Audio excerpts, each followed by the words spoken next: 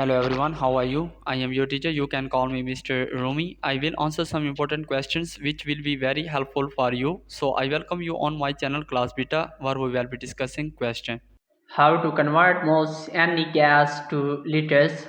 Correct answer is to convert moles of any gas to liters, use the ideal gas law equation PV equal nRT. Number 1. Determine the number of moles of any gas. Number 2. Use the ideal gas constant or equal 0 sense 0.821 L sense atm by mole sense K.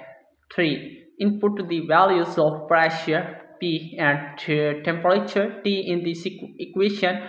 4. Solve for the volume V in liters to convert moles of any gas to liters. So that was our today's correct answer to question. If you have any other question, please let me know in the comment section. I will be answering your question soon. Thanks for watching the video. Be sure to like, share and subscribe our channel. See you in the next question. Bye bye.